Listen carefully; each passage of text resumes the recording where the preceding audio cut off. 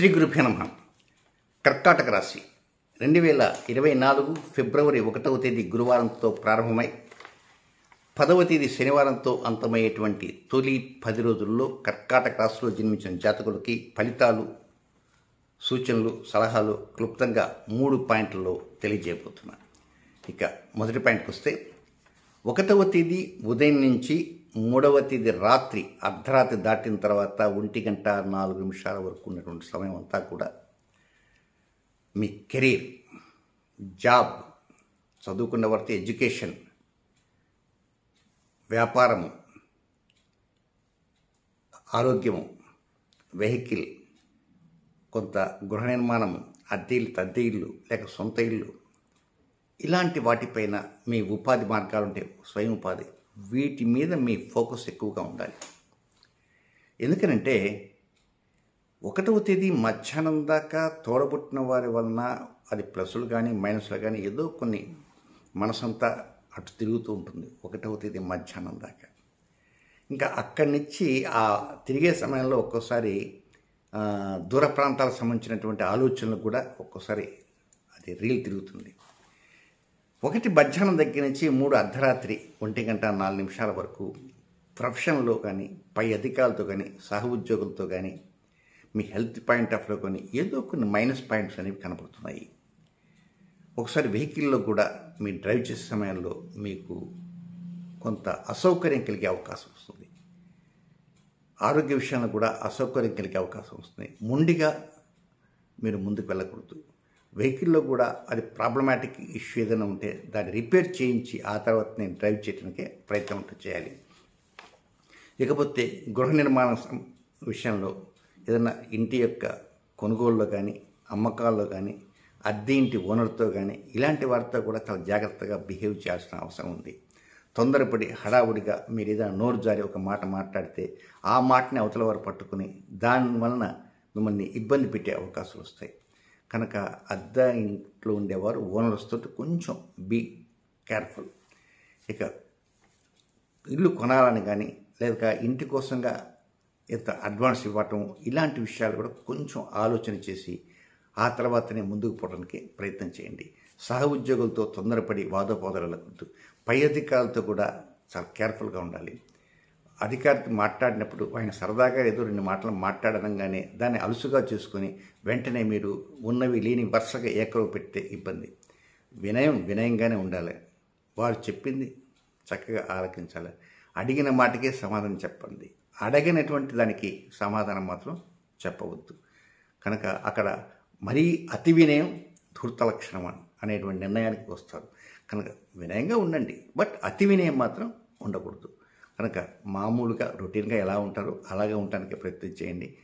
కనుక ఏదో కొత్త అధికారి రాసినా లేక ప్రాతాధికారి అయినా మనం ఏదో మెహర్బానీగా 4 మాటలు మాట్లాడితే మెప్పు పొందాం అనేటువంటి ఆలోచన మాత్రం వెళ్ళవద్దు. ఇక నెక్స్ట్ 2వ పాయింట్, 3వ తేదీ రాత్రి 1:04 ప్రారంభమై 6వ తేదీ ఉదయం 7:35 వరకు ఉన్నటువంటి ఈ సమయం కొంచెం ఏదో గొంతులో వెలక్కాయ పడ్డట్టు అనిపిస్తుంటుంది. సంతాన విషయాల మీద మీ నిర్ణయాలు తప్పు అయ్యే అవకాశం వస్తాయి.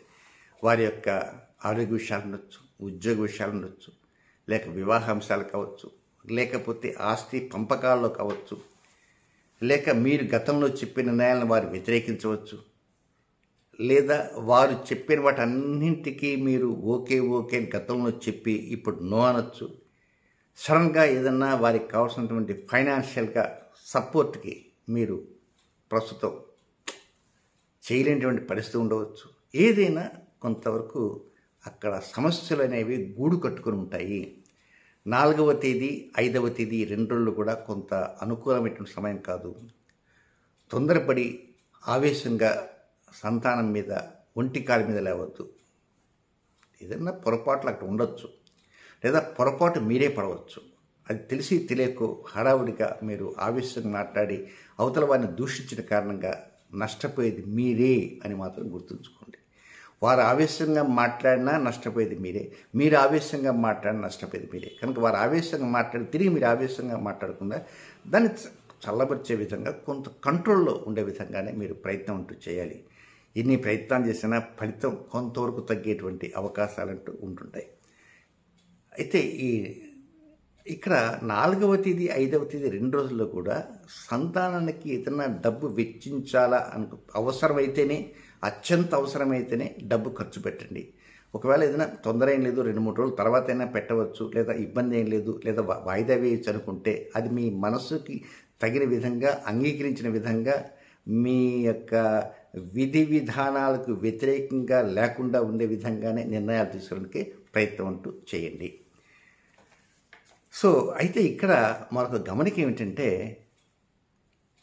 ఈ నిర్ణయాలు అనేటువంటి మీ విధి విధానాలకు తగ్గట్టుగా నిర్ణయాలు తీసుకున్నప్పుడు మీరు ఒక్కోసారి మీ నిర్ణయం తీసుకోకుండా పక్కవారి నిర్ణయం తీసుకుంటారు, ఇటువైపు వారి నిర్ణయం తీసుకుంటారు, ఇంకోటి చెప్పిన 4-5 నిర్ణయాలు తీసుకొని ఈ 4 నిర్ణయాల్లో ఏ నిర్ణయానికి కట్టుబడి ఉన్న అర్థం కాక మల్లగుల్లాలు పడేటువంటి అవకాశాలు కూడా ఉంటాయి. కనుక ఏదైనా కొంచెం టేక్ కేర్.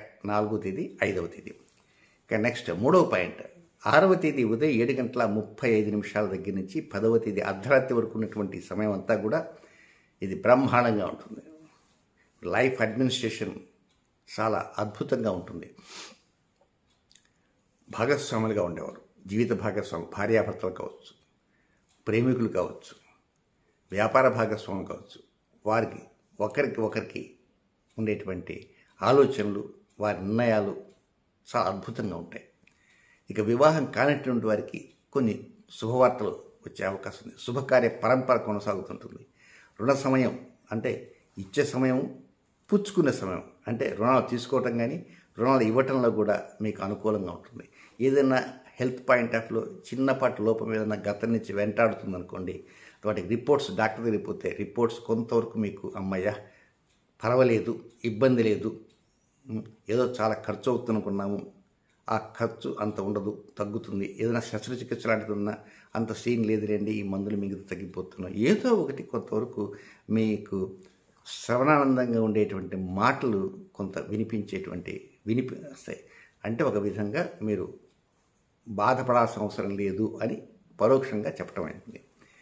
దీంతోపాటు ఒక్కోసారి ప్రేమికులుగా ఉండేవారు వారి నిర్ణయాలని ఒకరికొకరు చెప్పుకుంటారు కదా, వారి నిర్ణయాల్ని, వారి రహస్యాన్ని వీరంతో కాపాడుకోవడానికి ప్రయత్నం చేయండి. ప్రేమికులుగా ఉండేవారు, అలాగే వివాహం చేసుకోవాలి అనే తపంతో ఉండేటువంటి వారు ఆ రహస్యాన్ని ఎదుటి వారికి ఈ సమయంలో మాత్రం లీక్ చేయవద్దు. ఇక స్పెక్యులేషన్ పాయింట్ ఆఫ్ వ్యూలో కొంత అనుకూలంగా తక్కువగా ఉంటుంది. షేర్ మార్కెట్ పాయింట్ ఆఫ్ వ్యూలో కూడా కొద్ది గొప్ప అనుకూలత ఉంటాయి, కానీ గొప్ప రాణింపు మాత్రం లేదు, తక్కువ రాణింపుగానే ఉంటూనే ఉంటుంది. ఇకపోతే ఈ సమయంలో ఉన్నటువంటి 10 రోజుల్లో కొన్ని నక్షత్రాల వరకు కొన్ని వ్యతిరేక సమయాలు ఉన్నాయి. ఆ సమయాలు ఏంటంటే, పునరుసు నక్షత్ర 4వ పాదంలో జన్మించిన జాతకులకి 9వ తేదీ వేకుంజోన 3 గంటల దగ్గర నుంచి 9వ తేదీ రాత్రి 11:29 వరకు అనుకూలమైన సమయం కాదు. ఇక పుష్యమి నక్షత్రంలో జన్మించిన జాతకులకి 9వ తేదీ రాత్రి 11:29 నుంచి 10వ తేదీ రాత్రి 8:34 ఇది అన్ఫేవరబుల్ టైం. రొటీన్ కార్యక్రమం మాత్రం చేసుకోవచ్చు, కొత్త కార్యక్రమం వైపు మాత్రం వెళ్ళవద్దు. ఇక ఆశ్లేష నక్షత్ర జాతకులకి వారికి ఉన్నటువంటి టైం ఏంటంటే, 2వ తేదీ ఉదయం 5 గంటల నుంచి 3వ తేదీ ఉదయం 5:57 వరకు ఇది ఆశ్లేష వారికి అనుకూలమైన సమయం కాదు. ఇవి నక్షత్రాల ప్రకారం చెప్పిన సమయాలు. ఇవి కాకుండా ఏ నక్షత్రంలో జన్మించిన వారైనప్పటికీ మరొక 3 సమయాలు ఉన్నాయి. ఆ 3 సమయాల్లో కూడా కొంత కొత్త కార్యక్రమాలకు మొగ్గు చూపకుండా రొటీన్ కార్యక్రమాలను చేసుకోవచ్చు. నూతనంగా ప్రారంభాలు అలాంటివి మాత్రం వెళ్ళవద్దు. నూతనంగా కొనుగోళ్ళు అలాంటివి కూడా చేయవద్దు. అదేమిటంటే, 1వ తేదీ మధ్యాహ్నం 2:03 నుంచి 1వ తేదీ రాత్రి అర్ధరాత్రి 12 గంటల వరకు ఉన్న సమయం అది అనుకూలం కాని సమయం, అన్ఫేవరబుల్ టైం. రొటీన్ కార్యక్రమం ఉంటాయి. ఇక 2వది 5వ తేదీ ఉదయం 5:45 నుంచి 5వ తేదీ సాయంత్రం 5:24 వరకు ఇది కూడా అనుకూలమైన సమయం కాదు.